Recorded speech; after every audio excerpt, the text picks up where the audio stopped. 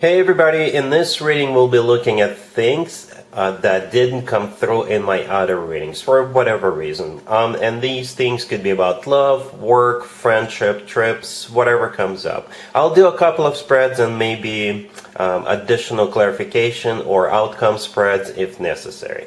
Please like, share, and subscribe to support this channel. Here's the first lost message for you, Taurus. We have the King of Swords clarified by the Six of Cups. We also have the Four of Cups clarified by Judgment. We have the Ten of Swords clarified by the Tower. And we have the Seven of Wands on the bottom of the deck. You could be dealing with an air sign, Gemini, Libra, Aquarius. We also have Scorpio on the table. Well, so you got this King of Swords, Taurus, right? And this is somebody you already know. If you are the one who is thinking about reaching out to this King of Swords, I think they're not gonna be very happy about you reaching out to them. But for most of you, I think this King of Swords is somebody who is coming back to you. And in this case, in this scenario, this is you who is definitely not happy to see or to hear from this person, right? This person is definitely from your past, definitely. And I'm not surprised because we have Mercury retrograde right now in April, right? I think it's gonna be around us almost until the end of April, from what I remember. Right, so yeah, the King of Swords could be an air sign, Gemini, Libra, or Aquarius, or somebody with a lot of air in their chart. They're clarified by the Six of Cups, and a little further down we have Judgment. Both of those two cards are somebody coming back from the past cards. The rest of the spread, the remaining cards, the Four of Cups, the Ten of Swords, the Tower, and the Seven of Wands, these are not lovey-dovey cards, right? These are not reconciliation cards. These are not, oh, I'm so happy to see you cards. Quite the opposite. These are the cards, don't come close to me. These are the cards of trying to avoid another disaster, right? The Ten of Swords clarified by the Tower, yes, definitely a disaster. And therefore, in the middle, with the Four of Cups clarified by Judgment, the Four of Cups, I think this is you rejecting them when they show back up. Alright, this is you saying, no. You know what? The first time around was enough for me. I'm not going to entertain this again. I just don't want to get hurt again. And I'm just trying to avoid another disaster, like I said. Also, that Seven of Wands on the bottom of the deck, this is you standing your ground, not allowing this person back into your life. Alright, I don't think we need to do like additional clarification or potential outcome spreads. I think this is a crystal clear. This is a big, fat no. Alright, so let's move on to spread number 2 real quick. Here's another lost message for you, Taurus. We have the Knight of Pentacles clarified by the Ten of Cups. We have Strength clarified by the Hierophant. We also have the Two of Wands clarified by the Two of Cups. And we have the King of Cups on the bottom of the deck. You could be dealing with a water sign, Cancer, Scorpio, or Pisces. We also have Earth. Another Taurus, Virgo, Capricorn, and we have Leo on the table. I usually go with a king or queen or the emperor or the empress if any of them show up. So you got this King of Cups on the bottom of the deck. Every once in a while, the card or cards on the bottom of the deck is what you don't see coming. So perhaps this could be a little bit of a shocker, a little bit of a surprise for you, because I do see this King of Cups coming your way with a very serious offer, but I also see you kind of taking a pause to think about it. Okay, right, so let's talk about this real quick. So you got this King of Cups on the bottom of the deck all the way to your right. So it could be a water sign, Cancer, Scorpio, or Pisces, or somebody with a lot of water in their charts. This person is coming your way with a very serious offer. This offer, I think, as serious as it gets, right? Because we start with the Knight of Pentacles clarified by the Ten of Cups. You know, they could be talking marriage to you, like on the second date. Right, and I think they mean it.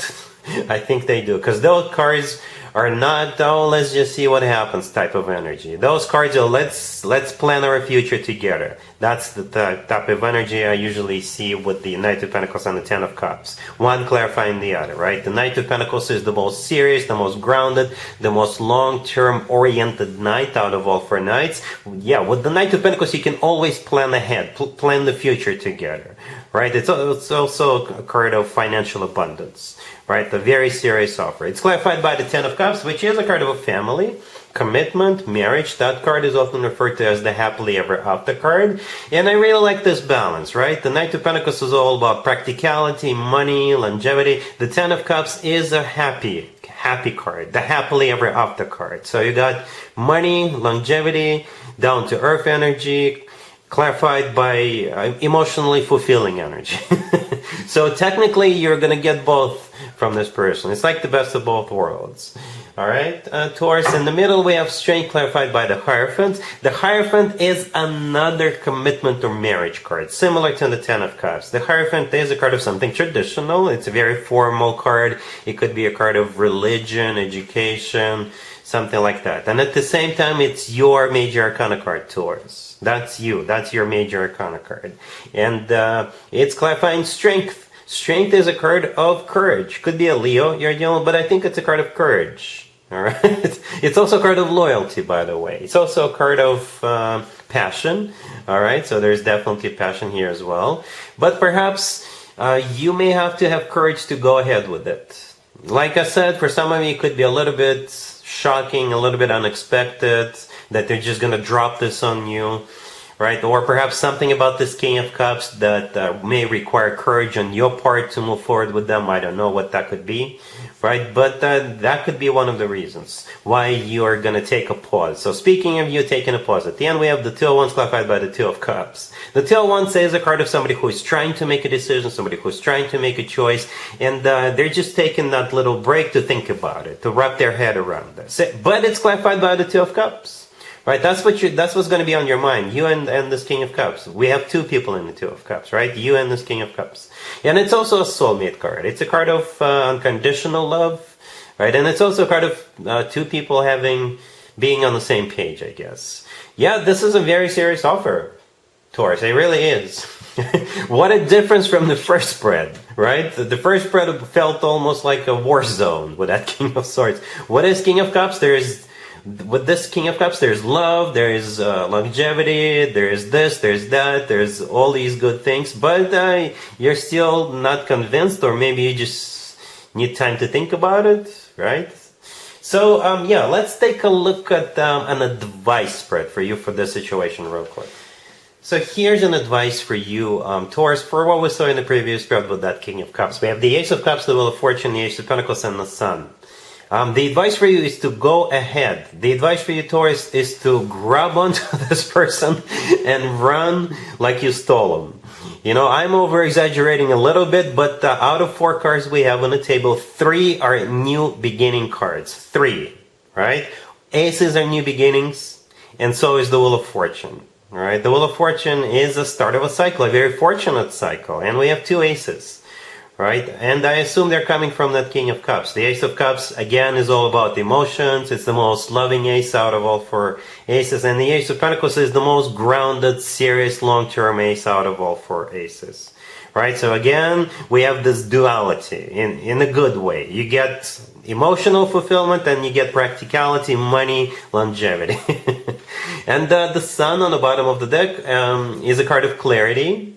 And it's the happiest card in the deck. The Sun is the happiest card in the deck. It's a major arcana card. It's unavoidable, Taurus. You will be happy whether you want it or not with this person. And it could be like a very fortunate turnaround for you with that Wheel of Fortune. I don't know if you've been doing good or not so good, you know, but with the Wheel of Fortune, things usually turn around and they get better.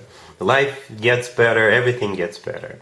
All right. So the advice is for you 100% go for it. You know, you can follow this advice. You don't want to, if you don't have to, but that's the advice. With 2 aces and a Wheel of Fortune, come on.